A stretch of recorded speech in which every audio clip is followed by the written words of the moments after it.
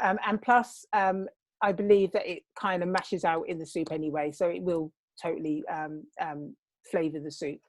So in a large pot, you will add the kidney beans and the garlic. And for the meat eaters, you will add the marinated meat as well. Add 3 litres of cold water, a 5-litre pot. If you've got a bigger pot, that's even better, but a 5-litre pot is kind of the minimum pot. But put 3 litres of cold water, ensuring for the meat eaters that you've covered the meat at least, but 3 litres of cold water, and you put on a high heat. Any questions? Good. Right, so next you add frozen vegetables. So most soups serve as a great vehicle to meet your daily quota for veggies. I view soups can be viewed as an opportunity to cash in on nature's bounty. So you've got your winter crops, you've got pumpkin, butternut squash, carrots, parsnips. They won't wilt or get limp when you cook them. So if you've got produce that are kind of coming up to their sell-by date, past its prime, tossing them into a soup will give them a new lease of life. So that's what's really good for a soup as well. You can bung it all in. So while the soup is coming to the boil, you're going to peel and wash some pumpkin, and you're going to chop it up, and you're going to chop it up in sort of 2 to 3 inch chunks. And you're going to continue to, you pop that into the water, and obviously you're bringing that to the boil. So when you cook peas, especially red peas, cold peas, kidney peas, those hard peas, when you boil them, they actually float to the top. As the water boils, it starts to float to the top. So we have a technical term when this happens, which is called sink the peas. So to sink the peas, you need to add to that boiling water, you need to add 1 litre of cold water, and then the peas will go back down to the bottom of the pot, which is very scientifically cool. So once it reaches boiling point again, you'll turn the fire down to a medium heat, and you cook for 1.25 hours. This will give you time to prepare the rest of the food that we're now going to go on to, all right, to prepare the rest of the ingredients. This is for the meat eaters only, the meat pot only, and this is what you do before you sink the peas. So before you sink the peas, you will see that because it's meat, it's most likely that you'll see a scum. That's the best word I could think for it, sorry. A scum that forms on top of the mixture. And what you do is you use a skimmer or a slotted spoon to skim off the scum. And then you do the sink the peas thing. Okay, so that's just for obviously for the meat eaters. Have you got any questions up till now? You can put them in the chat, or you can. Yeah, if you can pop your questions in the chat, and we'll be able to, Karen will be able to answer them. I'll read them out. Yeah, but you can. Yeah, okay.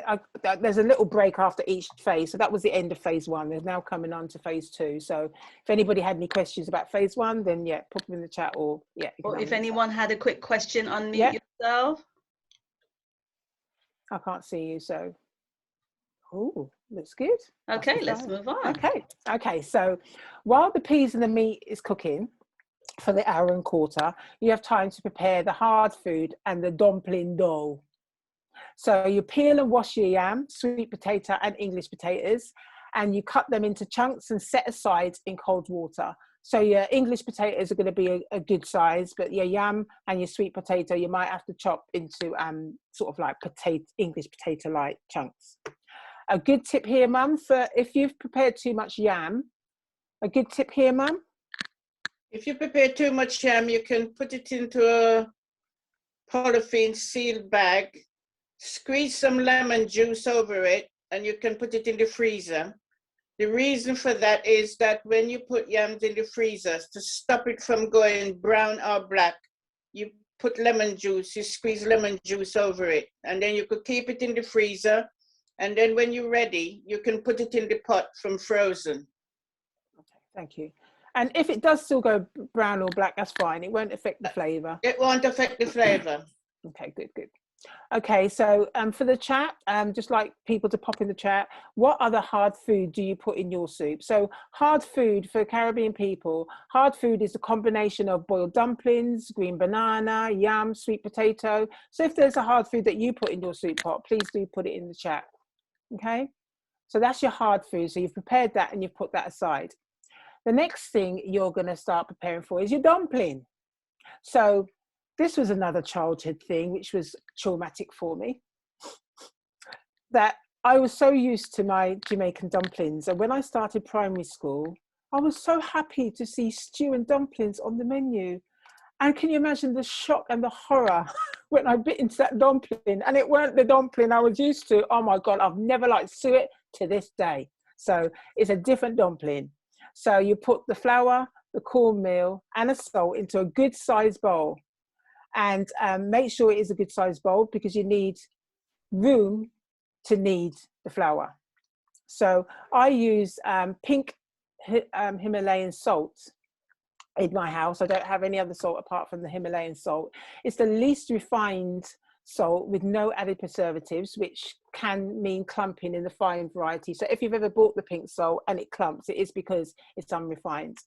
It's hand mined and grounded, and producers of this salt argue that it is by far it's more natural than sea salt, and it has got better composition, and it's got more beneficial minerals than sea salt as well. So make sure you've got a good size bowl, and in that bowl, as I said, you've got your flour, your cornmeal and your salt. And then you mix the dry ingredients together and you slowly add water, very slowly. So you add and mix, and you continue to add the water and knead the dough. And you do this for about 5 minutes, adding a little bit of water and a little bit of water.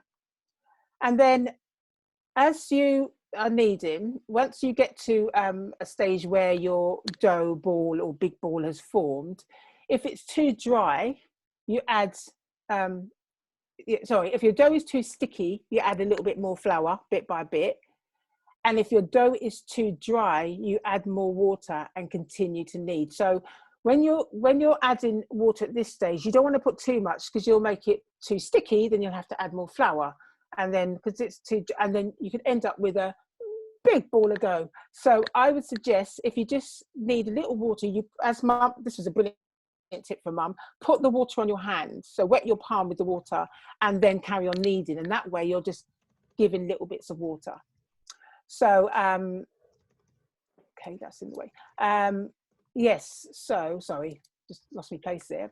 Right, so you continue to knead and you continue to knead. And you continue. It's hard work, kneading, and you knead until it's perfect. And then after about an hour and a quarter, you test the peas. And you test the peas. How do you test the peas, Mum? Squeeze it. That was nice and short, wasn't it? Squeeze it. So you squeeze it. You get a spoon and you take 1 and 2 peas out and you squeeze it with your first finger and your thumb. And if it's soft, the peas is cooked. Yeah, and if it's usually the meat should be cooked by then as well. Good. So that's how you test the peas. So you test the peas, and you add the hard food, the yam, the potatoes that you prepared. And from your dumpling dough, you make the dumplings. So you pinch off a golf ball size piece, and you roll it into a ball, and then you flatten it to about 1/2 inch thickness. You can also make spinners.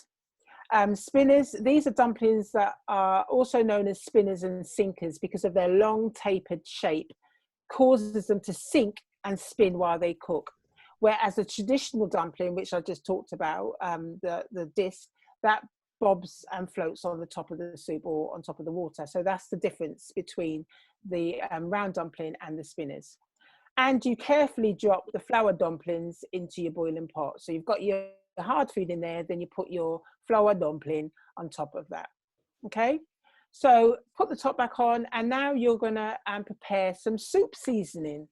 And the soup seasoning on the left, you can see in the bowl, we've got a large onion, mixed sweet pepper, fresh or frozen, scallion, and scallion is in the supermarket, and on the label it says spring onions, but in the Caribbean they always call it scallion, and fresh thyme. Please do not use the thyme from Schwartz. or Asda's make, or Tesco's make. Use the fresh aromatic thyme that you get out the garden, or obviously that you get from the supermarket, because it is just so much more flavoursome as well. And the packet mixes I've got here is for the vegan mix, it's Grace pumpkin soup mix that are available in most of the supermarkets, and Knorr thick vegetable soup mix. And for the meat eaters, you've got the same pumpkin soup mix and the Knorr one, but you've got the added one of the cup flavour salt mix. So you've got the cup flavour salt mix, and even though that hasn't got chicken in it, it's not vegan because it's got milk in it. So that's the soup mixes that we're going to add soon. Right, so when the hard food is half cooked, so from the time you put in the hard food and the dumpling, about 10 minutes is half cooked. You add the seasoning that we've just made, I've just shown you on the previous slide. You add that to the soup mix and you stir. And then you add the packet soup mixes and you stir. And then you add the coconut milk and you stir. And for my own palate, I added to the vegan pot 1 heaped teaspoon of all-purpose seasoning, 1 level teaspoon of coarse black pepper, and some smoked paprika as well. And you cook the soup for a further 10 to 15 minutes until the hard food is cooked. So you dance as well in the kitchen because you know the soup is coming, and so you're dancing, you can't wait for the food to cook. And that's it. There you have it, Granny's red pea soup. For the vegans, oh, and for the meat eaters. Granny's red pea soup.